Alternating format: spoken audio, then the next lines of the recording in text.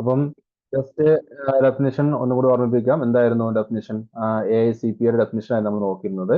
American institute of certified public അക്കൗണ്ട്സിന്റെ എന്തായിരുന്നു definition? Accounting is the art of recording, classifying and summarising in a significant manner and in terms of money transactions and events which are in part at least of financial character and interpreting the results thereof. ഈ ഡെഫിനിഷന്റെ അടിസ്ഥാനത്തിൽ നമ്മൾ functions പറഞ്ഞു, അല്ലെ? 6 functions പ്രധാനമായിട്ടുണ്ടെന്ന് പറഞ്ഞു. ഇത്രയാണ് നമ്മൾ കഴിഞ്ഞ ക്ലാസ്സിൽ പറഞ്ഞിട്ടുണ്ടായിരുന്നത്. ഇനി ആ ഫംഗ്ഷൻസിനെ നമ്മൾ ഇവിടെ നമ്മുടെ സ്റ്റഡി മെറ്റീരിയലിൽ ഒരു ഡയഗ്രാം രൂപത്തിൽ തന്നിട്ടുണ്ട്. നോക്കുക, ഏറ്റവും ആദ്യം ഐഡന്റിഫൈങ് ഫിനാൻഷ്യൽ ട്രാൻസാക്ഷൻസ്, അല്ലെ? ഫിനാൻഷ്യൽ ട്രാൻസാക്ഷൻസ്, ഒരു ബിസിനസ് നടത്തുന്ന ഫിനാൻഷ്യൽ ട്രാൻസാക്ഷൻസ് ഏതൊക്കെയാണ് എന്നുള്ളത് ഐഡന്റിഫൈ ചെയ്യുക. കാരണം നമ്മൾ ബിസിനസ്സിനകത്ത് ഫിനാൻഷ്യൽ അല്ലാത്ത ട്രാൻസാക്ഷൻ, അതായത് മോണിറ്ററി ടേംസിൽ മെഷർ ചെയ്യാൻ പറ്റാത്ത രീതിയിലുള്ള ട്രാൻസാക്ഷൻസ് ഒക്കെ ഉണ്ടാവാം. അപ്പൊ നമുക്ക് അക്കൗണ്ടിങ്ങിൽ നമുക്ക് അത് എടുക്കണമെങ്കിൽ അത് എന്തായിരിക്കണം? മോണിറ്ററി ടേംസിൽ മെഷർ ചെയ്യാൻ പറ്റുന്ന ട്രാൻസാക്ഷൻ ആയിരിക്കണം. അപ്പം അത്തരത്തിലുള്ള ഫിനാൻഷ്യൽ ട്രാൻസാക്ഷൻസ് ആദ്യം ഐഡന്റിഫൈ ചെയ്യുക എന്നുള്ളതാണ് ഒന്നാമത്തെ സ്റ്റെപ്പ് അല്ലെ ഫംഗ്ഷൻ എന്ന് പറയുന്നത്. ദെൻ എന്താണ് അടുത്തത്? Recording financial transactions. ആ ഫിനാൻഷ്യൽ ട്രാൻസാക്ഷൻസ് നമ്മൾ ഐഡന്റിഫൈ ചെയ്തിട്ടുള്ള ആ ഫിനാൻഷ്യൽ ട്രാൻസാക്ഷൻസ് എന്ത് ചെയ്യാൻ? നമ്മൾ റെക്കോർഡ് ചെയ്യണം എന്നുള്ളതാണ് രണ്ടാമത്തെ സ്റ്റെപ്പ് ആയിട്ട് പറയുന്നത്. ദെൻ മൂന്നാമത്തെ സ്റ്റെപ്പിൽ എന്താണ്? തേർഡ് സ്റ്റെപ്പിൽ പറയുന്നത് എന്താണ്? അതിനെ ആ റെക്കോർഡ് നമ്മൾ റെക്കോർഡിംഗ് എന്ന് പറഞ്ഞാൽ എന്താന്ന് പറഞ്ഞിരുന്നു, അല്ലെ? ആ സ്റ്റേജിൽ എന്താണ് ചെയ്യുന്നത്? Day to day wise transactions നമ്മൾ ജേർണലിൽ റെക്കോർഡ് ചെയ്യുക എന്നുള്ളതാണ് രണ്ടാമത്തെ ഫംഗ്ഷനിൽ പറയുന്നത്. അതിനെ ജേർണലൈസിംഗ് എന്ന് വിളിക്കുമെന്ന് പറഞ്ഞിരുന്നു. അങ്ങനെ നമ്മൾ ജേർണലൈസ് ചെയ്ത് കഴിഞ്ഞതിന് ശേഷം അതിനെന്ത് ചെയ്യണം? നമ്മൾ എക്സ്പെൻസിന്റെയും അസറ്റിന്റെയും ഇൻകത്തിന്റെയും പിന്നെ എന്താണ്, അങ്ങനെ ഓരോരോ നേച്ചറിന്റെ അടിസ്ഥാനത്തിൽ അതിനെ നമ്മൾ ക്ലാസിഫൈ ചെയ്യുന്നു. അതായത് ഡിഫറെന്റ് അക്കൗണ്ട്സ് നമ്മൾ പ്രിപ്പയർ ചെയ്യുകയാണ് അവിടെ ചെയ്യുന്നത്. ഓക്കെ, ക്ലാസിഫിക്കേഷൻ എന്നുള്ളതാണ് മൂന്നാമത്തെ ഫംഗ്ഷൻ ആയിട്ട് വരുന്നത്. ദെൻ ക്ലാസിഫൈ ചെയ്തതിനു ശേഷം നമ്മൾ എന്ത് ചെയ്യുന്നു? ആ അക്കൗണ്ട്സിനെ നമ്മൾ സമ്മറൈസ് ചെയ്യുന്നു. അങ്ങനെ സമ്മറൈസ് ചെയ്തിട്ട് നമ്മൾ ആ ഒരു ബിസിനസിന്റെ ഫിനാൻഷ്യൽ പൊസിഷൻ കണ്ടെത്തുന്നു.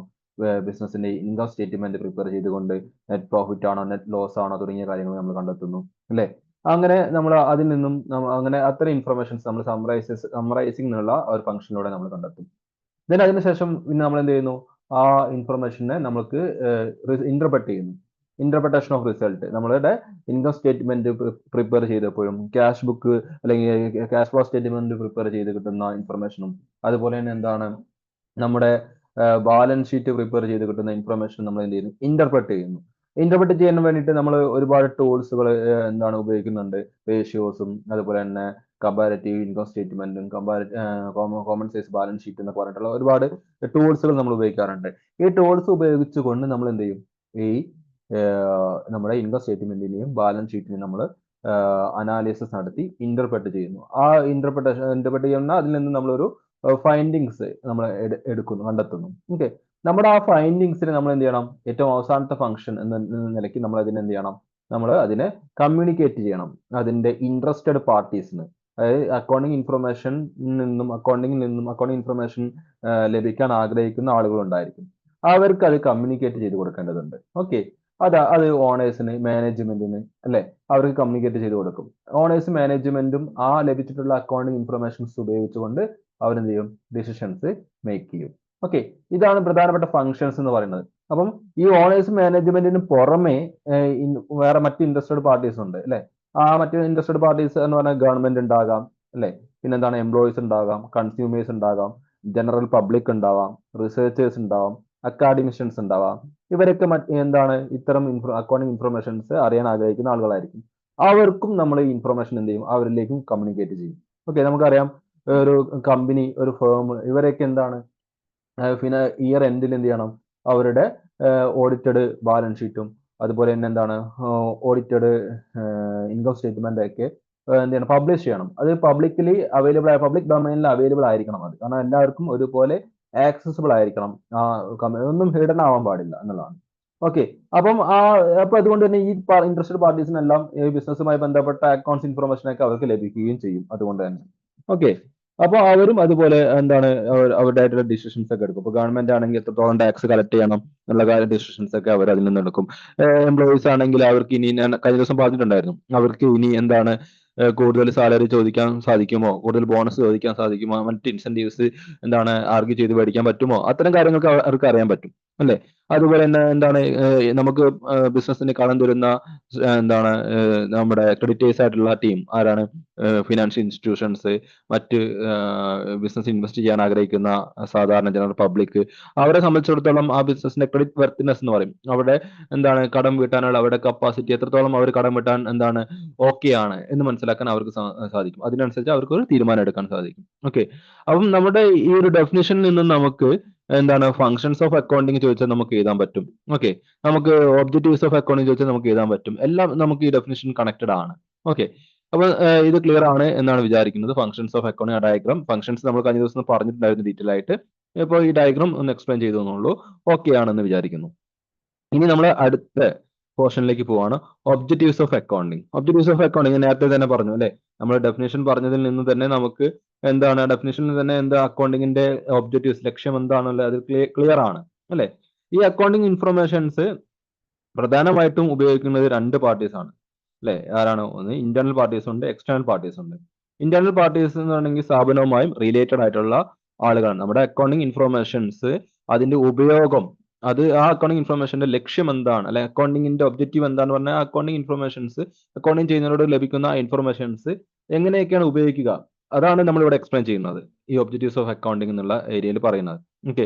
അപ്പോൾ പ്രധാനമായിട്ട് ബിസിനസ് എന്താണ് ഇൻട്രസ്റ്റ്, ബിസിനസിന്റെ സ്റ്റേക്ക് ഹോൾഡേഴ്സിന് പ്രധാനമായിട്ട് നമ്മൾ രണ്ടായിട്ടാണ് ക്ലാസിഫൈ ചെയ്യാറുള്ളത് അല്ലെ? എന്തൊക്കെയാണ് രണ്ടാണ്? ഒന്ന് ഇന്റേണൽ യൂസേഴ്സ് എന്ന് പറയും, ഇന്റേണൽ യൂസേഴ്സ് മെയിൻ ടീം. അടുത്ത ടീമാണ് എക്സ്റ്റേണൽ യൂസേഴ്സ് അല്ലെ? ഇന്റേണൽ യൂസേഴ്സ് എന്ന് പറയുമ്പോൾ ആരെയാണ് ഇന്റേണൽ യൂസേഴ്സ് ആയിട്ട് വരിക? അതായത് ബിസിനസിന്റെ ആക്ച്വൽ ഓണേഴ്സ് എന്ന് പറയുന്ന ഷെയർ ഹോൾഡേഴ്സും, അതുപോലെ തന്നെ ബിസിനസിന്റെ board of management, board of directors അല്ലെങ്കിൽ മാനേജിംഗ് കമ്മിറ്റി ഒക്കെ ഉണ്ടാവുമല്ലോ, മാനേജിംഗ് ടീം, അവരെയാണ് നമ്മൾ എന്ത് വിളിക്കുന്നത്? ഇന്റേണൽ യൂസേഴ്സ് എന്ന് പറയുന്നത്. എക്സ്റ്റേണൽ യൂസേഴ്സ് എന്ന് പറയുമ്പോൾ ആരായിരിക്കും? ബിസിനസ്സിലേക്ക് പണം തരാൻ ആഗ്രഹിക്കുന്ന ഇൻവെസ്റ്റേഴ്സ്, ക്രെഡിറ്റേഴ്സ്, ഗവൺമെന്റ് തുടങ്ങിയ ആളുകളെയാണ് നമ്മൾ എക്സ്റ്റേണൽ യൂസേഴ്സ് എന്ന് പറയുന്നത്. അപ്പൊ ഈ മൂന്ന് യൂസേഴ്സിനും, അല്ലെ സോറി, ഈ രണ്ട് യൂസേഴ്സിനും ഒരുപോലെ എന്താണ് ഉപകാരപ്രദമാകുന്ന രീതിയിൽ വരണം എന്ത് അക്കൗണ്ടിങ് ഇൻഫർമേഷൻസ് എന്ന് പറയുന്നത്. അപ്പം അക്കൗണ്ടിങ്ങിന്റെ ഒബ്ജക്റ്റീവ് എന്ന് പറയുന്നത് നമുക്ക് ആ രീതിയിൽ നമുക്ക് അതിനെ സമ്മറൈസ് ചെയ്ത് പറയുമ്പോൾ പ്രധാനപ്പെട്ട ഒബ്ജക്റ്റീവ്സ് എന്ന് പറയുന്നത് പ്രധാനമായിട്ടും നമുക്ക് 4 ഒബ്ജക്റ്റീവ്സ് ആയിട്ട് ക്ലാസിഫൈ ചെയ്യാം. ഓക്കെ. ഒന്ന് എന്താണ്? To keep systematic record of the business. ഒരു ബിസിനസിന്റെ സിസ്റ്റമാറ്റിക് റെക്കോർഡ് കീപ്പ് ചെയ്യുക എന്നുള്ളതാണ് പ്രധാനപ്പെട്ട ലക്ഷ്യമായിട്ട് പറയുന്നത്. നമുക്കറിയാം, ഞാൻ ഇൻട്രൊഡക്ഷൻ പറഞ്ഞ സമയത്ത് നീഡ് ഓഫ് അക്കൗണ്ടിങ് പറഞ്ഞ സമയത്ത് പറഞ്ഞിരുന്നു, കേവലം പഴയ കാലഘട്ടങ്ങളിൽ ഏർലി ഡേയ്സിൽ നമ്മൾ ബിസിനസ്സിൽ അല്ലെങ്കിൽ നമ്മുടെ ആളുകളൊക്കെ എന്താ ചെയ്തിട്ടുണ്ടായിരുന്നത്? ഒരു ബിസിനസ്സിനകത്ത് നടക്കുന്ന ട്രാൻസാക്ഷൻസ് അവർ അവരുടെ മെമ്മറിയിലേക്ക്, ഇപ്പോൾ എന്താണ് ചെറിയ ചെറിയ ട്രാൻസാക്ഷൻസ് അവിടെ ഉണ്ടാവുള്ളൂ, അപ്പൊ അവർ മെമ്മറൈസ് ചെയ്ത് വെക്കുകയായിരുന്നു അല്ലെ? മെമ്മറൈസ് ചെയ്ത് വെക്കുക, കാരണം ഓർത്ത് വെക്കാവുന്ന ട്രാൻസാക്ഷനെ അവർക്ക് ഉണ്ടാവുള്ളൂ. ഒന്നോ രണ്ടോ ചിലപ്പോൾ മൂന്നോ ട്രാൻസാക്ഷൻസ് അവർക്ക് ഉണ്ടാവുള്ളൂ. മിക്കവാറും ഓൾമോസ്റ്റ് ട്രാൻസാക്ഷൻ ക്യാഷ് ട്രാൻസാക്ഷൻ ആയിരിക്കും. എന്തെങ്കിലും ഒരു സാധനം വിറ്റിട്ടുണ്ടെങ്കിൽ അപ്പോൾ തന്നെ ക്യാഷ് കിട്ടും. അപ്പൊ അത് അങ്ങനെ അതുകൊണ്ട് തന്നെ അവർക്ക് അത് റെക്കോർഡ് ചെയ്ത് വെക്കേണ്ട ഒരു സാഹചര്യം അന്നത്തെ കാലത്ത് അത്ര അധികം ഇല്ലായിരുന്നു. ഓക്കെ. എന്നാൽ അതുപോലെ തന്നെ മെമ്മറൈസ് ചെയ്ത് വെക്കാൻ പറ്റുന്ന ട്രാൻസാക്ഷനേ ഉണ്ടായിരുന്നുള്ളൂ. പിന്നീട് കാലം നമ്മൾ ഇൻഡസ്ട്രിയൽ റവല്യൂഷൻ ഒക്കെ, വ്യവസായ വിപ്ലവം ഒക്കെ വന്നതിന് ശേഷം എന്താണ് ബിസിനസിന്റെ നേച്ചർ അങ്ങ് ഒന്നായിട്ടാണ് മാറുകയാണ്. എന്താണ് ബൾക്ക് ട്രാൻസാക്ഷൻസും, അതാണ് അസറ്റുകൾ, ഒരുപാട് അസറ്റുകളും ലയബിലിറ്റീസും എല്ലാം പല രീതിയിലേക്ക് നമുക്ക് ബിസിനസ്സിൽ എന്താണ് ഇൻക്രീസ് ആവുകയാണ്. ഓക്കെ. ആ ഒരു സാഹചര്യം ഒന്നായിട്ട് മാറി. ബിസിനസ് തന്നെ ഒന്നായിട്ട് ചേഞ്ച് ചെയ്തു, ബിസിനസ് കൺസെപ്റ്റ് തന്നെ. അപ്പൊ അങ്ങനെയുള്ള ഒരു കാലഘട്ടം ആയപ്പോൾ നമുക്ക് എന്താണ് ബിസിനസ്സിൽ നടക്കുന്ന എല്ലാ ട്രാൻസാക്ഷന്റെയും ഒരു പ്രോപ്പർ റെക്കോർഡ് മെയിൻറ്റെയിൻ ചെയ്യുക എന്നുള്ളത് എന്താണ് നെസസറി ആയിട്ട് മാറി. അങ്ങനെയാണ് ഈ അക്കൗണ്ടിങ് തന്നെ എമർജ് ചെയ്യുന്നത്. അക്കൗണ്ടിങ്ങിന്റെ കൺസെപ്റ്റ്, അക്കൗണ്ടിങ്ങിന്റെ സിസ്റ്റം തന്നെ എമർജ് ചെയ്യുന്നത് ആ ഒരു സാഹചര്യത്തിലാണ്. കാരണം എന്താണ്, നമ്മൾ ഓർത്ത് വെക്കാൻ പറ്റുന്ന കണക്കുകൾ മാത്രമേ ഉള്ളൂ എങ്കിൽ നമുക്ക് ഇങ്ങനെ ഒരു സിസ്റ്റത്തിന്റെ ആവശ്യമുണ്ടോ? ഇല്ലല്ലോ. കാരണം എന്താണ്, എന്നെ സംബന്ധിച്ചോളം എന്റെ ബിസിനസ്സിനകത്ത് നിന്നും ഒരു ഷോപ്പാണ്. ആ ഷോപ്പിൽ നടക്കുന്ന ഇടപാടുകൾ എനിക്ക് എന്താണ് ഒന്നോ രണ്ടോ ദിവസം കൊണ്ട്, ഇനിയിപ്പോ കടം വാങ്ങി പോവുകയാണെങ്കിൽ ഒന്നോ രണ്ടോ ദിവസം കൊണ്ട് അത് എനിക്ക് കിട്ടുമെങ്കിൽ എനിക്കത് അങ്ങനെ ഓർത്ത് വെച്ചാൽ മാത്രം മതി. ഒരു ബുക്ക് വാങ്ങി എഴുതി വെക്കേണ്ട അല്ലെങ്കിൽ റെക്കോർഡ് ചെയ്ത് വെക്കേണ്ട ആവശ്യമൊന്നും ഇല്ല. ഓക്കെ. അപ്പോൾ ഒരു സിസ്റ്റം വരാനുള്ള കാരണം എന്താണ്? നമുക്ക് മെമ്മറൈസ് ചെയ്ത് അല്ലെങ്കിൽ ഓർമ്മയിൽ വെച്ച് പോവാൻ പറ്റാത്ത രീതിയിലേക്ക് ഇത് വളർന്നത് കൊണ്ടാണ്. ഓക്കെ. അപ്പോൾ ഒന്നാമത്തെ ഒബ്ജക്റ്റീവ് എന്ന് പറഞ്ഞിട്ടുണ്ടെങ്കിൽ ബിസിനസ് നടക്കുന്ന മോണിറ്ററി ടേംസിലുള്ള എല്ലാ ട്രാൻസാക്ഷൻസും കൃത്യമായിട്ട് സിസ്റ്റമാറ്റിക് മാനറിൽ, നമുക്ക് സിസ്റ്റമാറ്റിക് എന്ന് പറയുമ്പോൾ നമുക്കറിയാം, നമ്മൾ വെറുതെ അങ്ങോട്ട് എഴുതി വെക്കുകയല്ല അല്ലെ? കുറെ റൂളൊക്കെ ഉണ്ട്, ഡെബിറ്റ് ക്രെഡിറ്റ് റൂളുകളൊക്കെ ഉണ്ട്. ആ ഡെബിറ്റ് ക്രെഡിറ്റ് റൂളുകളൊക്കെ പാലിച്ചുകൊണ്ട് നമ്മൾ എന്ത് ചെയ്യുന്നു? ക്യാഷ് റെസിപ്റ്റും സെയിൽസും പർച്ചേസും സാധനങ്ങൾ വിൽക്കുന്നതും അത്തരം കാര്യങ്ങളൊക്കെ നമ്മൾ സിസ്റ്റമാറ്റിക്കലി എന്ത് ചെയ്യുന്നു? റെക്കോർഡ് ചെയ്ത് വെക്കുക എന്നുള്ളതാണ് ഒന്നാമത്തെ ഒബ്ജക്റ്റീവ് ആയിട്ട് പറയുന്നത്. ഓക്കെ. ക്ലിയർ ആണല്ലോ. ഇനി അടുത്ത ഒബ്ജക്റ്റീവ് എന്താണ് നോക്കി. അടുത്ത ഒബ്ജക്റ്റീവ് എന്താ പറയുന്നത്? സെക്കൻഡ് ഒബ്ജക്റ്റീവ് പറയുന്നത് to ascertain profit or loss of the business. ഒരു ബിസിനസിന്റെ പ്രോഫിറ്റ് ലോസ് നമുക്ക് അറിഞ്ഞിരിക്കണം അല്ലെ. അത് അറിയണമെങ്കിൽ നമ്മൾക്ക് എന്ത് വേണം? ഈ ഈ കാര്യങ്ങളെല്ലാം നമ്മൾ കൃത്യമായിട്ട് സിസ്റ്റമാറ്റിക്കലി റെക്കോർഡ് ചെയ്യേണ്ടതുണ്ട്. എന്തുകൊണ്ടാണ് നമുക്ക് അറിയണം എന്ന് പറയാനുള്ള കാരണം എന്താണ്? കാരണം ഒരു നമ്മൾ ചെലവാക്കുന്ന എമൗണ്ടിൽ നിന്നും നമുക്ക് കൃത്യമായിട്ട് റിട്ടേൺ ഉണ്ടാകുന്നുണ്ടോ? കാരണം ഈ ചെറിയ ബിസിനസ് അല്ല നമ്മൾ ഉദ്ദേശിക്കുന്നത്, കമ്പനീസ് ആണ്. കമ്പനി എന്ന് പറഞ്ഞിട്ടുണ്ടെങ്കിൽ എന്താണ്? ഒരുപാട് ഷെയർ ഹോൾഡേഴ്സ് അല്ലെ. കാരണം ഒരാളുടെ ഇൻഡിവിജ്വൽ ഫണ്ടാണോ നമ്മുടെ മാനേജിംഗ് ഡയറക്ടേഴ്സ് അവരുടെ ഡിസിഷൻസിലൂടെ കൈകാര്യം ചെയ്യുന്നത്? അല്ല. അല്ലെ. ഇപ്പൊ നമ്മുടെ റിലയൻസ് എന്ന് പറഞ്ഞിട്ടുള്ള ഒരു കമ്പനി ഉണ്ട്. നമുക്ക് അറിയാവുന്ന റിലയൻസ് എന്ന് പറഞ്ഞിട്ടുണ്ടെങ്കിൽ എന്താണ്? നമ്മുടെ മുകേഷ് അംബാനിയുടെ ബിസിനസ് ആണ് എന്ന് നമുക്കറിയാം. പക്ഷെ മുകേഷ് അംബാനിയുടെ മാത്രം ബിസിനസ് ആണോ അത്? അല്ല. അതില് നമ്മളെ പോലെ സാധാരണക്കാരനും എന്ത് ചെയ്യാം? ഷെയർ വാങ്ങാൻ പറ്റും. അതിന് മേജർ ഷെയർ ഹോൾഡേഴ്സ് ആരാണ്? മുകേഷ് അംബാനി ആണെന്ന് മാത്രം. അല്ലാതെ അവരുടെ കുടുംബ സ്വത്ത് എന്ന നിലയ്ക്ക് അത് കൈകാര്യം ചെയ്യുന്നുണ്ടെങ്കിൽ പോലും അത് പബ്ലിക് കമ്പനിയാണ് അല്ലെ. അത് അതിൽ മുകേഷ് അംബാനിയേക്കാൾ കൂടുതൽ ഷെയർ നമുക്ക് ഹോൾഡ് ചെയ്യാൻ പറ്റുമെങ്കിൽ നമുക്ക് ആവാൻ പറ്റും അതിന്റെ ഡയറക്ടറും ബോർഡും ഒക്കെ ആവാൻ. പക്ഷെ അതൊരിക്കലും കഴിയില്ല. കാരണം അത്രയും മൂല്യമുള്ള ഷെയർസ് ആണ് അവരുടെ കയ്യിലുള്ളത്. അപ്പൊ ചുരുക്കി പറഞ്ഞിട്ടുണ്ടെങ്കിൽ ഈ ഷെയർ ഹോൾഡേഴ്സിന് അവർ ഇൻവെസ്റ്റ് നടത്തുന്ന അവരുടെ ഇൻവെസ്റ്റ്മെന്റിൽ നിന്നും പ്രോഫിറ്റ് ഉണ്ടാകുന്നുണ്ടോ, നഷ്ടം ഉണ്ടാകുന്നുണ്ടോ തുടങ്ങിയ കാര്യങ്ങളൊക്കെ അവര് അറിയാൻ ആഗ്രഹിക്കുന്നുണ്ട്. അപ്പം to ascertain profit or loss of the business, ഒരു ബിസിനസിന്റെ പ്രോഫിറ്റ് അല്ലെങ്കിൽ ലോസ് കണ്ടുപിടിക്കാൻ എന്താ എന്നുള്ളതാണ് അടുത്ത ഒബ്ജക്റ്റീവ് ആയിട്ട് പറയുന്നത്. ഓക്കെ. അത് നമ്മൾ എന്ത് ചെയ്യണം? കൃത്യമായിട്ട് പ്രോപ്പർ റെക്കോർഡ് മെയിൻറ്റെയിൻ ചെയ്യണം അല്ലെ. നമുക്കറിയാം, നമ്മൾ ഇപ്പൊ ഇൻകം സ്റ്റേറ്റ്മെന്റ്, ഒരുപാട് ഇൻകം സ്റ്റേറ്റ്മെന്റ് ഒക്കെ പ്രോഫിറ്റ് ലോസ് അക്കൗണ്ട് ഒക്കെ നമ്മൾ പ്രിപ്പയർ ചെയ്ത ആളുകളാണ്. നമ്മൾ പ്രിപ്പയർ ചെയ്യുന്ന സമയത്ത് അതിന്റെ ഹെഡ് എങ്ങനെ കൊടുക്കാറുള്ളത്? എന്താണ്? Profit and loss account, statement of profit and loss for the year ended എന്താണ് 31 മാർച്ച് 2023 മാർച്ച് 31 അവസാനിക്കുന്ന എന്താണ് ഒരു ഇൻകം സ്റ്റേറ്റ്മെന്റ് എന്ന രീതിയിലാണ് നമ്മൾ അതിന്റെ ഹെഡ് കൊടുക്കാറുള്ളത്. എന്താ അതിന്റെ മീനിങ്? നമ്മൾ ഉപയോഗിക്കുന്നത് നിങ്ങൾക്കറിയാം. എന്താണ് പ്രോഫിറ്റ് ആൻഡ് ലോസ് സ്റ്റേറ്റ്മെന്റ് എന്ന് പറഞ്ഞിട്ടുണ്ടെങ്കിൽ, പ്രോഫിറ്റ് എന്ന് പറയുന്നത് നമ്മൾ ഒരു പെർട്ടിക്കുലർ പീരീഡിലേക്ക് നമുക്കറിയാം നമ്മുടെ അക്കൗണ്ടിങ് ഇയർ എങ്ങനെയാണ്? ഏപ്രിൽ 1 മുതൽ മാർച്ച് 31 വരെയുള്ള ആ ഫിനാൻഷ്യൽ പീരീഡിനകത്ത് ആ ഒരു കമ്പനി ജനറേറ്റ് ചെയ്തിട്ടുള്ള പ്രോഫിറ്റ് എത്രയാണ്? അതുകൊണ്ടാണ് അതിന് നമ്മൾ ആ ഹെഡ് എഴുതുന്ന സമയത്ത് ഇങ്ങനെ എഴുതുന്നത്, ഫോർ ദ ഇയർ എൻഡഡ് എന്ന് എഴുതുക അല്ലെ. അതുപോലെ നമ്മൾ ബാലൻസ് ഷീറ്റ് പ്രിപ്പയർ ചെയ്യുമ്പോൾ നമ്മൾ എന്താ എഴുതുക? As on that date. രണ്ടും തമ്മിൽ വ്യത്യാസമുണ്ട്. എഴുതുന്ന സമയത്ത് നിങ്ങൾ നോക്കുക, as on that date 31 March, അവിടെയും 31 മാർച്ച് തന്നെയാണ് എഴുതുന്നത്. പക്ഷെ എന്താണ് രണ്ടിന്റെ മീനിങ്, ആ വേർഡ്സിൽ രണ്ടിന്റെ മീനിങ് വളരെ വ്യത്യാസമുണ്ട്. അപ്പം ഇവിടെ പ്രോഫിറ്റ് ആൻഡ് ലോസ് പ്രിപ്പയർ ചെയ്യുന്ന സമയത്ത് നമ്മൾ പ്രിപ്പയർ ചെയ്യുന്നത് എന്താണ്? ഇൻകം സ്റ്റേറ്റ്മെന്റ് ആണ്. ആ ഇൻകം സ്റ്റേറ്റ്മെന്റിൽ നമ്മൾ ഒരു പെർട്ടിക്കുലർ പീരീഡിൽ നമ്മുടെ ബിസിനസ് എത്രത്തോളം ഉണ്ടാക്കിയിട്ടുണ്ട്, ഓക്കെ, ഒരു പെർട്ടിക്കുലർ ബിസിനസ് ഇയറിൽ എത്രത്തോളം ഇൻകം ഉണ്ടാക്കിയിട്ടുണ്ട് എന്ന് നമ്മൾ എന്ത് ചെയ്യുന്നു? അക്കൗണ്ടിങ്ങിന്റെ സഹായത്തോടു കൂടി നമ്മൾ കണ്ടെത്തുന്നു. ഓക്കെ. പ്രോഫിറ്റ് ആണോ ലോസ് ആണോ ഇനി അതിൽ നിന്ന് നമുക്ക് മനസ്സിലാക്കാൻ പറ്റും. അതുപോലെ തന്നെ ഇനി ഈ ബിസിനസിന്റെ പ്രോഫിറ്റബിലിറ്റി എത്രത്തോളം ഉണ്ട്. ഇപ്പോൾ പ്രോഫിറ്റ് അല്ലെങ്കിൽ പോലും നമുക്കറിയാം ഏതൊരു ബിസിനസ്സിനും എന്തുണ്ട്? ജെസ്റ്റേഷൻ പീരീഡ് ഉണ്ട്. ജെസ്റ്റേഷൻ പീരീഡ് എന്ന് പറഞ്ഞാൽ എന്താണ്? പ്രാരംഭഘട്ടം അല്ലെ. തുടക്ക കാലഘട്ടത്തിൽ ചിലപ്പോൾ ബിസിനസ്സുകൾ പ്രോഫിറ്റ് ആവണമെന്നില്ല. കാരണം അവർക്ക് തുടക്ക കാലഘട്ടത്തിൽ ഇത് മാർക്കറ്റ് കീഴടക്കി വരണ്ടേ. അപ്പോൾ ആ ഒരു സമയം വരെ ചിലപ്പം പ്രോഫിറ്റബിൾ ആവണമെന്നില്ല. പക്ഷെ നമുക്ക് നമ്മുടെ ഇൻകം സ്റ്റേറ്റ്മെന്റ് നോക്കിക്കഴിഞ്ഞാൽ നമുക്ക് മനസ്സിലാക്കാൻ പറ്റും എന്താണ് അത് പ്രോഫിറ്റബിലിറ്റി ഉള്ള ബിസിനസ് ആണോ അല്ലേ എന്നുള്ളത്. അപ്പൊ അതിനൊക്കെ എന്താണ് അക്കൗണ്ടിങ് സഹായിക്കുമെന്നാണ് ഇവിടെ പറയുന്നത്. നോക്കൂ, ഈ ലാസ്റ്റ് ഞാൻ എന്താണ് ഹൈലൈറ്റ് ചെയ്തിട്ടുള്ള ഭാഗം നോക്കൂ. A proper record of all income and expense helps in preparing profit and loss account and in ascertaining net operating result of business during a particular period. നമ്മൾ കൃത്യമായിട്ട് റെക്കോർഡ് മെയിൻറ്റെയിൻ ചെയ്ത് കഴിഞ്ഞാൽ നമുക്കറിയാം നമ്മുടെ ഇൻകത്തിന്റെയും എക്സ്പെൻസിന്റെയും അസറ്റുകളുടെയും ലയബിലിറ്റീസിന്റെ അക്കൗണ്ട്സാണ് നമ്മൾ മെയിൻറ്റെയിൻ ചെയ്യുന്നത്. അതിന്റെ പ്രോപ്പർ റെക്കോർഡ് ഉണ്ടായി കഴിഞ്ഞിട്ടുണ്ടെങ്കിൽ ഒരു പർട്ടിക്കുലർ പീരീഡിൽ ആ ബിസിനസ് എത്രത്തോളം എന്താണ് പ്രോഫിറ്റ് ഉണ്ടാക്കിയിട്ടുണ്ട്, എത്രത്തോളം ആ ബിസിനസ്സിന് ലോസ് സംഭവിച്ചിട്ടുണ്ട് എന്നുള്ളത് നമുക്ക് കൃത്യമായിട്ട് മെഷർ ചെയ്യാൻ പറ്റും. ഓക്കെ. അപ്പൊ അതിനകത്ത് ആ എക്സ്പ്ലനേഷൻ അവിടെ കൊടുത്താൽ മതി നിങ്ങൾ. ഇനി അടുത്ത നോക്കൂ, മൂന്നാമത്തെ ഒബ്ജക്റ്റീവ്, തേർഡ് ഒബ്ജക്റ്റീവ് എന്താണ്? To ascertain the financial position of business. ഒരു ബിസിനസിന്റെ ഫിനാൻഷ്യൽ പൊസിഷൻ മനസ്സിലാക്കുക. അതും നമ്മുടെ ഫൈനൽ അക്കൗണ്ട്സിന്റെ ഭാഗമായിട്ട് വരുന്നത് തന്നെയാണ് ഫിനാൻഷ്യൽ സ്റ്റേറ്റ്മെന്റ്, നമ്മുടെ ബാലൻസ് ഷീറ്റ് എന്ന് പറയുന്ന സംഭവമാണത്. ഓക്കെ. ഫിനാൻഷ്യൽ പൊസിഷൻ അറിയാൻ വേണ്ടി നമ്മൾ പ്രിപ്പയർ ചെയ്യുന്നത് എന്താണ്? ബാലൻസ് ഷീറ്റ് ആണ് അല്ലെ. സ്റ്റേറ്റ്മെന്റ് ഓഫ് ഫിനാൻഷ്യൽ പൊസിഷൻ എന്നാണ് ഇപ്പൊ അതിനെ വിളിക്കാറുള്ളത്. ബാലൻസ് ഷീറ്റ് എന്നുള്ള പേരൊക്കെ മാറിയിട്ട്, എന്നാൽ നമ്മുടെ പഴയ ബാലൻസ് ഷീറ്റ് കൺസെപ്റ്റ് തന്നെയാണ് അത് പോകുന്നത്. ഓക്കെ. അപ്പോൾ ഒരു പെർട്ടിക്കുലർ ഇയറിൽ ആ ബിസിനസ്സിന് എത്രത്തോളം അല്ലെങ്കിൽ ഒരു പെർട്ടിക്കുലർ ഡേറ്റിൽ ഞാൻ പറഞ്ഞിരുന്നു പ്രോഫിറ്റ് ആൻഡ് ലോസ് കണ്ടുപിടിക്കുന്ന പോലെയല്ല എന്ത് ചെയ്യുന്നത് ഫിനാൻഷ്യൽ പൊസിഷൻ നോക്കുന്ന സമയത്ത് നമ്മൾ ചെയ്യുക. അവിടെ നമ്മൾ ഹെഡ് ചെയ്യുന്നത് എന്താണ്? Balance sheet as on 31 March 2024 എഴുതും. എന്ന് പറഞ്ഞാൽ എന്താണ്? 31 മാർച്ച് 31 നമ്മുടെ കയ്യിലുള്ള അസറ്റിന്റെയും ലയബിലിറ്റീസിന്റെയും വിലയാണ് നമ്മൾ അതിനകത്ത് കാണിക്കുന്നത്. ഓക്കെ, അത് ചിലപ്പോൾ ഏപ്രിൽ 1 ആകുമ്പോൾ അല്ലെങ്കിൽ ഏപ്രിൽ 10 ആകുമ്പോൾ ചിലപ്പോൾ അതിൽ മാറ്റം ഉണ്ടാവാം. ഓക്കെ, അതുകൊണ്ടാണ് ഏപ്രിൽ 10 ആകുമ്പോൾ ചിലപ്പോൾ നമ്മൾ അതിൽ കുറച്ച് അസറ്റ് വിറ്റിട്ടുണ്ടാവും, അല്ലെങ്കിൽ ചിലപ്പോൾ അതിൽ കുറച്ച് ലയബിലിറ്റി നമ്മൾ കൊടുത്തു തീർത്തിട്ടുണ്ടാവും, അല്ലെങ്കിൽ പുതിയ ലയബിലിറ്റീസ് ഉണ്ടായിട്ടുണ്ടാവും. ഓക്കെ, അതുകൊണ്ട് ആണ് ആ ഒരു സ്റ്റേറ്റ്മെന്റ് പ്രിപ്പയർ ചെയ്യുന്ന സമയത്ത് നമ്മൾ എങ്ങനെ എഴുതുന്നത്? As on that date. നിങ്ങൾ ശ്രദ്ധിച്ചിട്ടുണ്ടോ എന്ന് അറിയില്ല, ചെറിയ ക്ലാസ്സുകളിൽ പഠിക്കുന്ന സമയത്ത് ആ ഒരു വേർഡ്സും തമ്മിലുള്ള വ്യത്യാസം നിങ്ങൾ ശ്രദ്ധിച്ചിട്ടുണ്ടോ എന്ന് അറിയില്ല. അപ്പൊ അങ്ങനെ ഒരു വ്യത്യാസം അതിനകത്ത്, ആ വേർഡ്സുകൾ തമ്മിൽ അങ്ങനെ ഒരു വ്യത്യാസം തന്നെയുണ്ട്, അത് മനസ്സിലാക്കണം കേട്ടോ. അപ്പം നമുക്ക് അടുത്തൊരു ഒബ്ജക്റ്റീവ് എന്ന് പറഞ്ഞാൽ എന്താണ്? ബിസിനസിന്റെ ഫിനാൻഷ്യൽ പൊസിഷൻ മനസ്സിലാക്കുക. ഫിനാൻഷ്യൽ പൊസിഷൻ മനസ്സിലാക്കുന്നതോടെ എന്താണ്?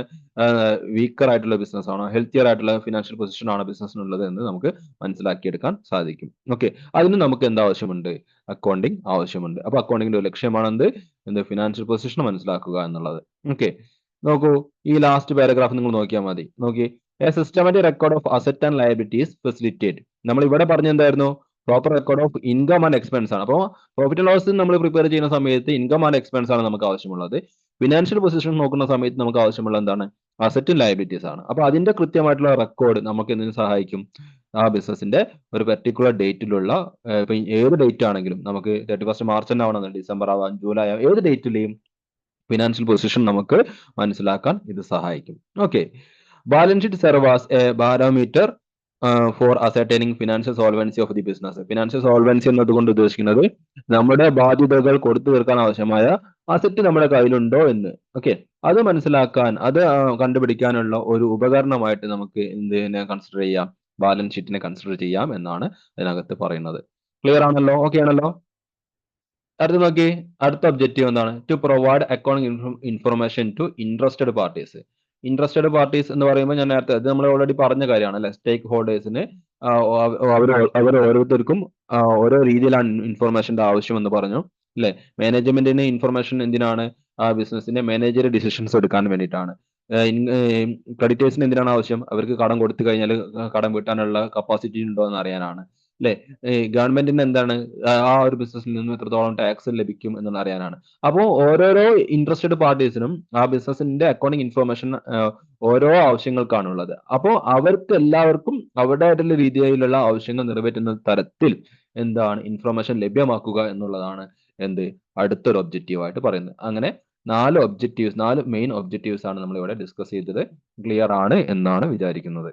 ഓക്കെ, ഇനി നോക്കി, അടുത്തെന്താണ്? Parties interested in accounting information. നമ്മളിപ്പോൾ ഓൾറെഡി നമ്മൾ ഫങ്ഷൻസും ഒബ്ജക്റ്റീവ്സ് പറഞ്ഞ സമയത്ത് തന്നെ എന്താണ് അക്കൗണ്ടിങ് ഇൻഫർമേഷൻ ലഭിക്കാൻ ആഗ്രഹിക്കുന്ന ആ സ്റ്റേക്ക് ഹോൾഡേഴ്സ് ആരൊക്കെയാണെന്ന് നമ്മൾ ഓൾറെഡി പറഞ്ഞു കഴിഞ്ഞു. അത് ഒന്നുകൂടി ഡീറ്റെയിൽ ആയിട്ട് ഇതിന് താഴെ പറയുന്നുണ്ട്. അപ്പൊ നമുക്ക് ഒന്ന് വേഗത്തിൽ പറഞ്ഞു പോവാം. ഓക്കെ, ഏതൊക്കെ പാർട്ടീസ് ആണ് ഇവിടെ ഉള്ളത്? ഓക്കെ, അപ്പൊ നോക്കാം, നിങ്ങൾക്ക് ഈ അക്കൗണ്ടിങ് ഇൻഫർമേഷൻസ് അവർക്ക് ഏതൊക്കെ രീതിയിൽ അവരെ ഹെൽപ്പ് ചെയ്യുമെന്നാണ് പറയുന്നത്. ഏതൊക്കെ രീതിയിൽ അവരെ ഹെൽപ്പ് ചെയ്യും? ആദ്യത്തെ 3 പോയിന്റ് നോക്കുക. ഏതൊക്കെ രീതിയിലാണ്? ഒന്ന്, to study the present financial position of business. ഈ ഇൻട്രസ്റ്റഡ് പാർട്ടീസിന് അല്ലെങ്കിൽ സ്റ്റേക്ക് ഹോൾഡേഴ്സിന് അക്കൗണ്ടിങ് ഇൻഫർമേഷൻസ് ഏതൊക്കെ രീതിയിലാണ് അവരെ സഹായിക്കുക? ഒന്ന്, അവർക്ക് ആ ബിസിനസിന്റെ ഫിനാൻഷ്യൽ പൊസിഷനെ കുറിച്ച് പഠിക്കാൻ സഹായിക്കും. പിന്നെന്താണ്? കമ്പയർ ബിസിനസിന്റെ പ്രസന്റ് പെർഫോമൻസും പാസ്റ്റ് ഇയറിലെ പെർഫോമൻസും തമ്മിൽ കമ്പയർ ചെയ്തുകൊണ്ട് ബിസിനസ് ട്രെൻഡ് എന്താണ്, നല്ല ഗുഡ് ആണോ, അതായത് ഗുഡ് പൊസിഷനിലേക്ക് പോവാണോ, ഹെൽത്തിയർ പൊസിഷനിലേക്ക് പോവാണോ എന്ന് മനസ്സിലാക്കാൻ സഹായിക്കും. പിന്നെന്താണ്? ഇതേ ബിസിനസ് ചെയ്യുന്ന ഇപ്പൊ ജിയോയും വോഡാഫോണും അല്ലെങ്കിൽ വിയും എന്താണ്, അവർ രണ്ടും ഒരേ എന്താണ് നെറ്റ്വർക്ക് സിം അല്ലെങ്കിൽ എന്താണ് ടെലിഫോൺ നെറ്റ്വർക്കിലുള്ള 2 കോമ്പറ്റന്റ് ബിസിനസ്സുകളാണ്. അപ്പോൾ സിമിലർ എന്റർപ്രൈസസ് തമ്മിൽ പെർഫോമൻസ് കമ്പയർ ചെയ്യാൻ സഹായിക്കും. ഇതൊക്കെ അപ്പൊ ഈ രീതിയിലാണ് ഈ അക്കൗണ്ടിങ് ഇൻഫർമേഷൻസ് ഇൻട്രസ്റ്റഡ് പാർട്ടീസിനെ എന്ത് ചെയ്യുന്നത്? ഹെൽപ്പ് ചെയ്യുന്നത്. ഓക്കെ, ഇനി ആരൊക്കെയാണ് ഇൻട്രസ്റ്റഡ് പാർട്ടീസ്? നമുക്കറിയാം, നമ്മൾ ഓൾറെഡി പറഞ്ഞു പോയിട്ടുള്ളതാണ്. ഒന്ന്, ഓണേഴ്സ് ആൻഡ് ഷെയർ ഹോൾഡേഴ്സ് ആണ്. ഓണേഴ്സ് ആൻഡ് ഷെയർ ഹോൾഡേഴ്സ് അല്ലെ, ആക്ച്വൽ ഷെയർ ഹോൾഡേഴ്സ് എന്ന് പറഞ്ഞാൽ അല്ലെങ്കിൽ ഇക്വിറ്റി ഷെയർ ഹോൾഡേഴ്സ് ആണ് ആ ബിസിനസിന്റെ യഥാർത്ഥ ഓണേഴ്സ് എന്ന് പറയുന്നത് ഒരു കമ്പനിയെ സംബന്ധിച്ചിടത്തോളം. ഓക്കെ, അപ്പം അവര് അക്കൗണ്ടിങ് ഇൻഫർമേഷൻസ് അറിയാൻ ആഗ്രഹിക്കുന്ന ഇൻട്രസ്റ്റഡ് പാർട്ടീസ് ആണ്, അല്ലെങ്കിൽ അവരെ മറ്റൊരു പേരാണ്, ഇൻട്രസ്റ്റഡ് പാർട്ടീസിന് വിളിക്കുന്ന മറ്റൊരു പേരാണത് സ്റ്റേക്ക് ഹോൾഡേഴ്സ് എന്ന് പറയുന്നത്. ഓക്കെ, സ്റ്റേക്ക് ഹോൾഡേഴ്സ് ആണ്, ഷെയർ ഹോൾഡേഴ്സ് അല്ല കേട്ടോ. സ്റ്റേക്ക് ഹോൾഡേഴ്സ് എന്ന് പറയുന്നത്. ക്ലിയർ? അപ്പോൾ സ്റ്റേക്ക് ഹോൾഡേഴ്സിൽ വരുന്ന ഒന്നാമത്തെ കാറ്റഗറി നമ്മുടെ ഇന്റർണൽ ആയിട്ടുള്ള ഈ ആരാണ്? ഓണേഴ്സും ഷെയർ ഹോൾഡേഴ്സും തന്നെയാണ്. അവര് പ്രധാനമായിട്ട് അറിയാൻ ആഗ്രഹിക്കുന്നത് എന്താണ്? അവരുടെ കോൺട്രിബ്യൂട്ട് ചെയ്യുന്ന ക്യാപിറ്റൽ എത്രത്തോളം സേഫ് ആണ് എന്നറിയാനാണ് ആഗ്രഹിക്കുന്നത്, അല്ലെ? അതായത് അവരാണ് ബിസിനസ്സിലേക്ക് പണം മുടക്കുന്നത്. അവരുടെ പണം എത്രത്തോളം സേഫ് ആണ് എന്ന് അവർക്ക് അറിയണം. അതായത് ബിസിനസ് പ്രോഫിറ്റ് ഉണ്ടാക്കുന്നുണ്ടോ, ബിസിനസിന്റെ ഫിനാൻഷ്യൽ പൊസിഷൻ എങ്ങനെയാണ്, ബിസിനസ് എക്സ്പാൻഡ് ചെയ്യാനുള്ള സാധ്യതയുണ്ടോ, അത്തരം കാര്യങ്ങളൊക്കെയാണ് അവർ അറിയാൻ ആഗ്രഹിക്കുന്നത് ബിസിനസ്സിൽ നിന്ന്. ഓക്കെ, അപ്പൊ അതിനെ കുറിച്ചാണ് ഈ പാരഗ്രാഫിൽ പറയുന്നത്. നമ്മൾ ഓൾറെഡി പറഞ്ഞതായതുകൊണ്ട് ഞാൻ വീണ്ടും അത് വായിക്കുന്നില്ല. ജസ്റ്റ് ഒന്ന് നിങ്ങളൊന്ന് വായിച്ചു നോക്കിയാൽ മതി. ദെൻ അടുത്തത് പ്രോസ്പെക്റ്റീവ് ഇൻവെസ്റ്റേഴ്സ്. അതായത് പ്രോസ്പെക്റ്റീവ് ഇൻവെസ്റ്റേഴ്സ് എന്ന് പറഞ്ഞിട്ടുണ്ടെങ്കിൽ നമ്മുടെ ബിസിനസ്സിൽ പണം നിക്ഷേപിക്കാൻ ആഗ്രഹിക്കുന്ന ആളുകൾ, അവരാണ് പ്രോസ്പെക്റ്റീവ് ഇൻവെസ്റ്റേഴ്സ് എന്നതുകൊണ്ട് ഉദ്ദേശിക്കുന്നത്. ഓക്കെ, നോക്കുക, the person who are interested in buying shares of A company or who want to advance money to the company would like to know how safe and rewarding investment already made or proposed investment would be. അതായത് ഈ നമ്മുടെ ഈ ബിസിനസ്സിൽ investment നടത്തിയ ഇൻവെസ്റ്റ്മെന്റിൽ നിന്നും എത്രത്തോളം അവർക്ക് return കിട്ടാനുള്ള സാധ്യതയുണ്ട്, അവരുടെ ഇൻവെസ്റ്റ്മെന്റ് എത്രത്തോളം സേഫ് ആണ്.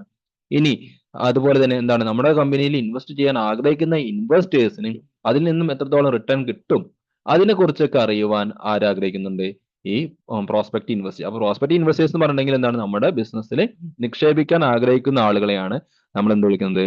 പ്രോസ്പെക്റ്റീവ് ഇൻവെസ്റ്റേഴ്സ് എന്ന് പറയുന്നത്. അവരും എന്താണ്? നമ്മുടെ അക്കൗണ്ടിങ് ഇൻഫർമേഷൻ അറിയാൻ ആഗ്രഹിക്കുന്ന ഇൻട്രസ്റ്റഡ് പാർട്ടീസ് ആണ്. ഓക്കെ, മൂന്നാമത്തെ കാറ്റഗറി ആരാണ്? ലെൻഡേഴ്സ്. ലെൻഡേഴ്സ് എന്ന് പറഞ്ഞിട്ടുണ്ടെങ്കിൽ ആരായിരിക്കും? നമുക്ക് ബിസിനസ് നടത്തുവാൻ നമുക്ക് ഫണ്ട് ആവശ്യമുണ്ട്.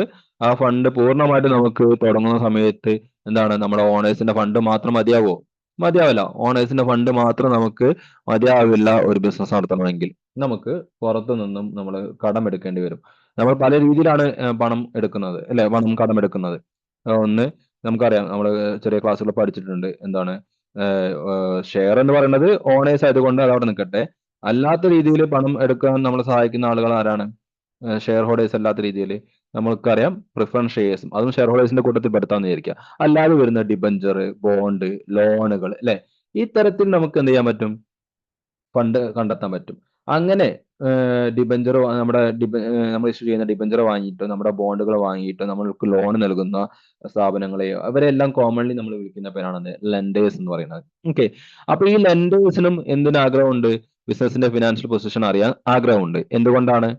കാരണം അവർ നമുക്ക് പണം കടം തരാൻ തയ്യാറാകുന്നത് എന്തിന്റെ അടിസ്ഥാനത്തിലാണ്? അവർക്ക് കൃത്യമായിട്ട് റിട്ടേൺ കിട്ടുമെന്നുള്ള ഒരു പ്രതീക്ഷയിലാണ്.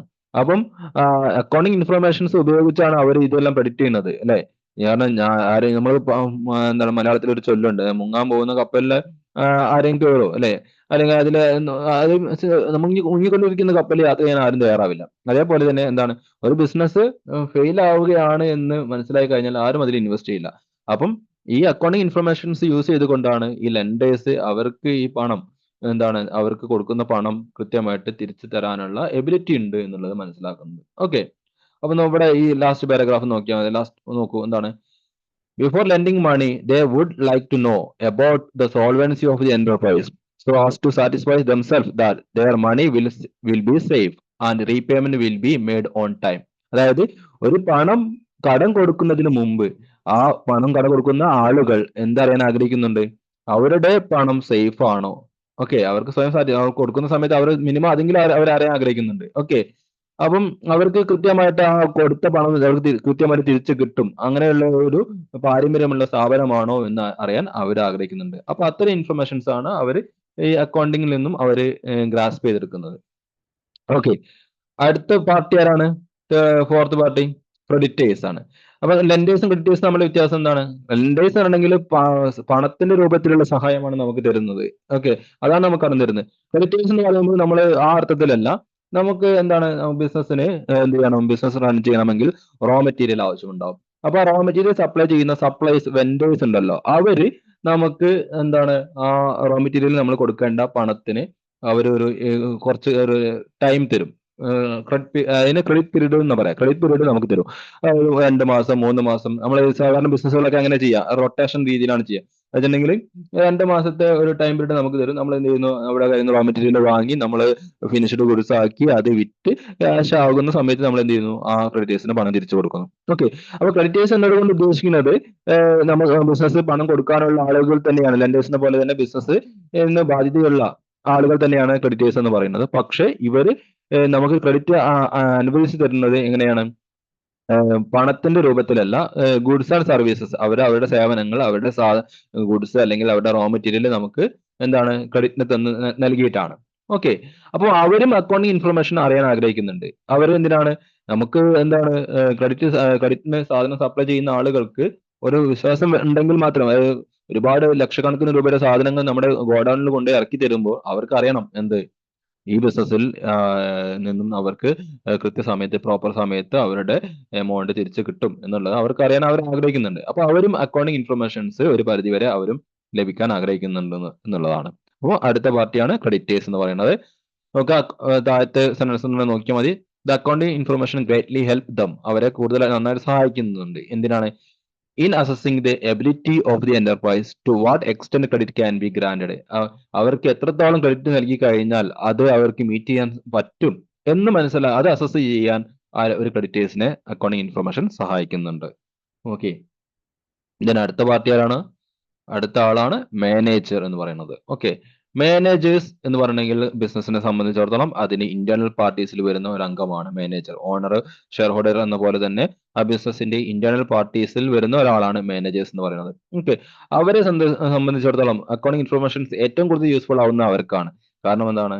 ബിസിനസിന്റെ എന്താണ് മേജർ ഡിസിഷൻസ് ഒക്കെ എടുക്കുന്നത് ആരാണ്? ഈ മാനേജേഴ്സ് ആണ്, അല്ലെ? അപ്പം accounting information is very much useful to managers. മാനേജേഴ്സിനാണ് ഇത് ഏറ്റവും കൂടുതൽ ഉപകാരപ്രദമാകുന്നത്. നമ്മളിപ്പോൾ പഠിച്ചുകൊണ്ടിരിക്കുന്ന നമ്മുടെ പേപ്പറിന്റെ പേര് തന്നെ എന്താണ്? അക്കൗണ്ടിങ് ഫോർ മാനേജീരിയൽ ഡിസിഷൻസ്, അല്ലെ? മാനേജ്മെന്റിന്റെ തീരുമാനങ്ങൾക്ക് അക്കൗണ്ടിങ് എങ്ങനെ ഉപയോഗിക്കുന്നു എന്നുള്ളതാണ് നമ്മൾ ഇവിടെ പഠിക്കാൻ പോകുന്നത്. അതിന്റെ ഒരു ഇൻട്രൊഡക്ഷൻ നിലയ്ക്ക് നമ്മൾ അക്കൗണ്ടിങ്ങിന്റെ ഒരു ഓവർവ്യൂ പറയാമെന്ന് മാത്രം. ഓക്കെ. അപ്പോൾ മാനേജേഴ്സിനെ ഇത് പല രീതിയിൽ സഹായിക്കുന്നുണ്ട്. മാനേജേഴ്സിന് ബിസിനസിന്റെ plan, control, then evaluate business activities. നമുക്കറിയാം നമ്മളൊരു പ്ലാനിന്റെ ബേസിലാണ് ബിസിനസ് എല്ലാ കാര്യങ്ങളും ചെയ്യുന്നത്, അല്ലെ? ബിസിനസ് അവരുടെ എല്ലാ കാര്യങ്ങളും ചെയ്യുന്നത് പ്ലാനിന്റെ ബേസിലായിരിക്കും. അതായത് നമ്മളൊരു പ്ലാൻഡ് ടാർഗറ്റ് ഉണ്ടായിരിക്കും. ആ ടാർഗറ്റ് നമ്മൾ ഇപ്പോൾ ഫോർ എക്സാമ്പിൾ നമ്മൾ ഒരു വർക്ക് ഇത്ര രൂപയ്ക്ക് കംപ്ലീറ്റ് ചെയ്യണം നമ്മൾ ആഗ്രഹിക്കുന്നുണ്ടാവും. അതാണ് നമ്മുടെ പ്ലാൻഡ് ടാർഗറ്റ് എന്ന് പറയാം. ആക്ച്വൽ പെർഫോമൻസ് നോക്കുന്ന സമയത്ത് ചിലപ്പോൾ അതിനേക്കാൾ കൂടുതൽ ചെലവ് നമുക്ക് വരും. അപ്പൊ നമ്മൾ പ്ലാൻഡ് ടാർഗറ്റും നമ്മുടെ ആക്ച്വൽ നമ്മൾ സ്റ്റാൻഡേർഡും നമ്മൾ ആക്ച്വൽ നമ്മൾ കമ്പയർ ചെയ്യുന്നു. അവിടെ ഒരു വ്യത്യാസം ഉണ്ടാകും, ചിലപ്പോൾ വ്യത്യാസം ഉണ്ടാവാതിരിക്കാം. ഓക്കെ. വ്യത്യാസം ഉണ്ടാകുന്നുണ്ടെങ്കിൽ അതിനെ വേരിയൻസ് എന്ന് പറയാം. വേരിയൻസ് അനാലിസിസ് നമ്മൾ ഇനി വരുന്ന ഭാഗങ്ങൾ പഠിക്കുന്നുണ്ട് കേട്ടോ ആ കാര്യങ്ങളൊക്കെ. അപ്പോൾ വേരിയൻസ് അനാലിസിസ് നടത്തും. എന്തുകൊണ്ടാണ് നമ്മൾ പ്ലാൻ ചെയ്തതിൽ നിന്നും ആക്ച്വലിലേക്ക് എത്തിയപ്പോൾ ഈ മാറ്റം ഉണ്ടായത്? ഓക്കെ. ആ മാറ്റത്തിനുള്ള കാരണം എന്താണ്? അത് മനസ്സിലാക്കി അതിന് ഉചിതമായ കൺട്രോളിങ് ആക്ടിവിറ്റീസ്, കൺട്രോളിങ് മാർഗങ്ങൾ അവരെടുക്കും. ഓക്കെ.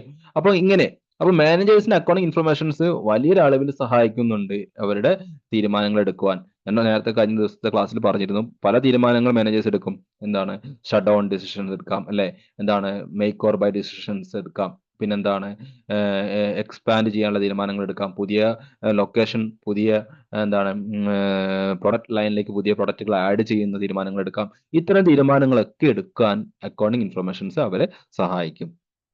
അടുത്ത പാർട്ടിയാണ് ഗവൺമെന്റ്. ഗവൺമെന്റ് ഒരു എക്സ്റ്റേണൽ പാർട്ടിയാണ്. ഗവൺമെന്റിനെ സംബന്ധിച്ചിടത്തോളം ഞാൻ നേരത്തെ പറഞ്ഞിരുന്നു, കഴിഞ്ഞ ദിവസത്തെ ക്ലാസ്സിൽ പറഞ്ഞിട്ടുണ്ടായിരുന്നു. എന്താണ്? നമ്മുടെ രാജ്യത്ത് ഗവൺമെന്റ് നിലനിൽക്കുന്നത് എന്താണ്? അവിടുത്തെ പൗരന്മാരുടെ കയ്യിൽ നിന്ന് ലഭിക്കുന്ന എന്താണ് ടാക്സ് വരുമാനത്തിൽ നിന്നാണ്, റവന്യൂ വരുമാനത്തിൽ നിന്നാണ്. മേജർ റവന്യൂ, ഒരു ബിസിനസിന്റെ റവന്യൂ മാർഗം എന്ന് പറഞ്ഞാൽ ടാക്സ് തന്നെയാണ്, അല്ലെ? ഡയറക്ട് ടാക്സ് ആയിട്ട് ഇൻഡയറക്ട് ടാക്സ് ആയിട്ട് രണ്ട് രീതിയിൽ അവരത് കളക്ട് ചെയ്യുന്നുണ്ട്. അപ്പോൾ ഗവൺമെന്റ് എന്ത് ചെയ്യുന്നുണ്ട്? ഒരു ബിസിനസിന്റെ ഫിനാൻഷ്യൽ പൊസിഷൻ, പ്രോഫിറ്റബിലിറ്റി അറിയാൻ ആഗ്രഹിക്കുന്നുണ്ട്. കാരണം പ്രോഫിറ്റിന്റെ മുകളിലാണ് ഗവൺമെന്റ് എന്ത് കിട്ടുന്നത്? ടാക്സ് കിട്ടുന്നത്, അല്ലെ? അതുപോലെ തന്നെ ഗവൺമെന്റിനെ സംബന്ധിച്ചോളം ബിസിനസ് നിലനിന്ന് പോകുക എന്നുള്ളത് ഗവൺമെന്റിന്റെ മറ്റൊരു ആവശ്യമാണ്. കാരണം എന്താണ്? നാട്ടിലുള്ള എല്ലാ പൗരന്മാർക്കും, എല്ലാ വിദ്യാഭ്യാസം നേടിയിട്ടുള്ള ആളുകൾക്കും ജോലി നൽകാൻ ഗവൺമെന്റിന് സാധിക്കുമോ? ഇല്ല.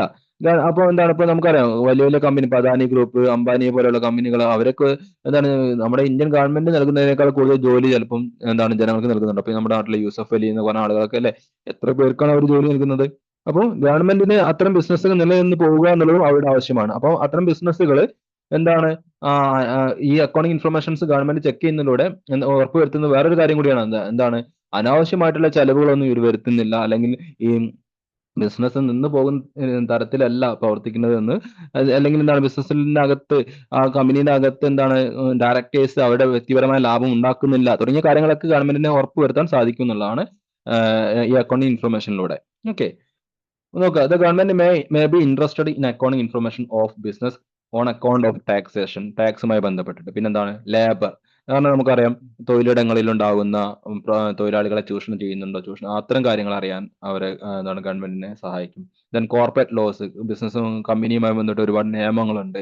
ഒരു കമ്പനീന്റെ അകത്ത് എന്താണ് ഇത്ര തൊഴിലാളികൾ ഉണ്ടെങ്കിൽ അവിടെ എന്താണ് ക്യാൻറ്റീൻ വേണം, പിന്നെന്താണ് വനിതാ തൊഴിലാളികൾ ഉണ്ടെങ്കിൽ അവർക്ക് റെസ്റ്റ് റൂം വേണം, അങ്ങനെ ഒരുപാട് നിയമങ്ങളൊക്കെ ഉണ്ട്. അപ്പൊ അത്തരം നിയമങ്ങളൊക്കെ കൃത്യമായിട്ട് പാലിക്കുന്നുണ്ടോ, അത്തരം കാര്യങ്ങളൊക്കെ അറിയാനൊക്കെ ഗവൺമെന്റ് ആഗ്രഹിക്കുന്നുണ്ട് ഒരു ബിസിനസ്സിൽ നിന്ന്.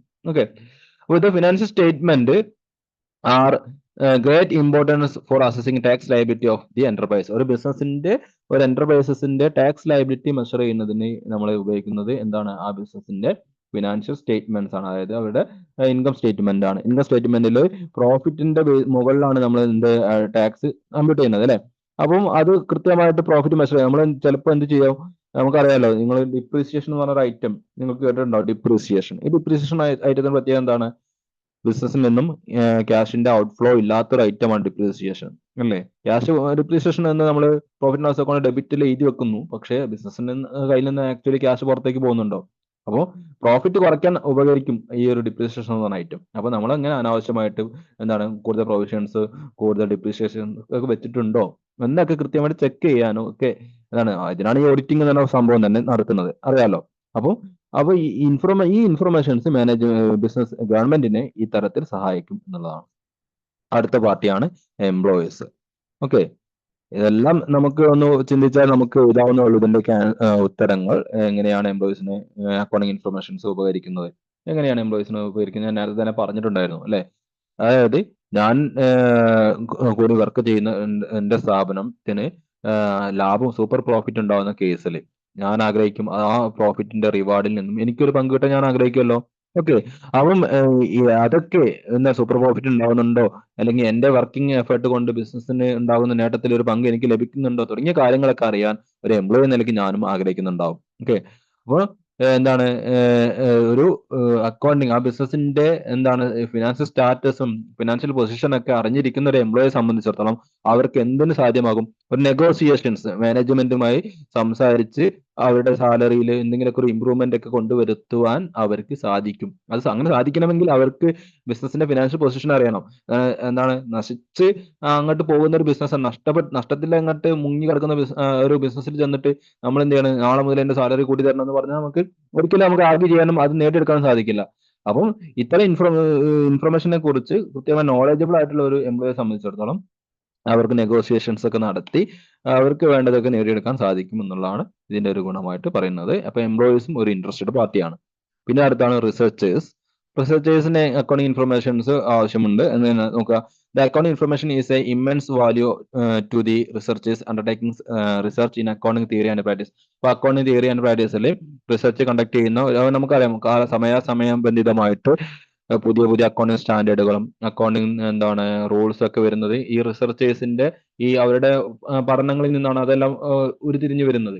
ഓക്കെ, അപ്പോൾ അവർക്ക് ബിസിനസിന്റെ അക്കൗണ്ടിങ് ഇൻഫർമേഷൻസ് വലിയ ഒരളവിൽ അവരെ ആശ്രയിക്കുന്ന അല്ലെങ്കിൽ അവരെ സഹായിക്കുന്ന ഒന്നാണ്. അപ്പം ബിസിനസ് റിസർച്ചേഴ്സും എന്താണ് ബിസിനസ് ഇൻഫർമേഷൻസ് അല്ലെങ്കിൽ അക്കൗണ്ടിങ് ഇൻഫർമേഷൻസ് അറിയാൻ ആഗ്രഹിക്കുന്ന ആളുകളാണ്. ഓക്കെ, ലാസ്റ്റ് സിറ്റിസൺസ്, നമ്മുടെ സാധാരണ സിറ്റിസൺസ്. കാരണം എന്താണ്, ഈ ബിസിനസിന്റെ ഏറ്റവും ഒടുവിലുള്ള എൻഡ് കൺസ്യൂമർ ആണ് ഈ ബിസിനസിന്റെ പ്രൊഡക്റ്റുകൾ യൂസ് ചെയ്യുന്നത് അല്ലെ. അവരാണ് ഇതിന്റെ എൻഡ് ബേർഡൻ വഹിക്കുന്നത് അല്ലെ. ബിസിനസ് സാധനങ്ങൾ ഉൽപ്പാദിപ്പിച്ച് കഴിഞ്ഞിട്ടുണ്ടെങ്കിലും ആ സാധനങ്ങൾ വാങ്ങി ഉപയോഗിക്കുന്ന ആളാണ് ആക്ച്വലി എന്താണ് ആ ബിസിനസ്സുമായി ബന്ധപ്പെട്ട ടാക്സ് അടക്കം ഗവൺമെന്റിലേക്ക് നൽകുന്നത് ആണല്ലോ. അപ്പൊ ആ എൻഡ് യൂസറും എന്തറിയാൻ ആഗ്രഹിക്കുന്നുണ്ട്, ഇതെല്ലാം പ്രോപ്പർ മാനറിൽ നടക്കുന്നുണ്ടോ എന്ന് അറിയാൻ അവരും ആഗ്രഹിക്കുന്നുണ്ട്. ഓക്കെ, അപ്പോൾ ഇത്രയാണ് ഇതിൽ ഇൻട്രസ്റ്റഡ് പാർട്ടീസ് എന്ന് പറയുന്നത്. അപ്പോൾ വളരെ സിമ്പിൾ ആണ്. ചെറിയ ചെറിയ ഇൻട്രസ്റ്റഡ് പാർട്ടീസിനെ കുറിച്ചൊക്കെ ചെറിയ ചെറിയ ചെറിയ വേർഡ്സിൽ നിങ്ങൾ ഒന്ന് നോട്ട്സ് തയ്യാറാക്കി വെക്കുക.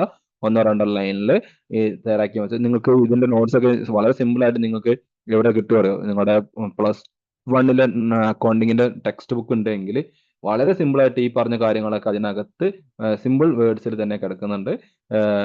ഞാൻ നോക്കട്ടെ ആ ബുക്ക് കിട്ടുമോ എന്നുള്ളത്.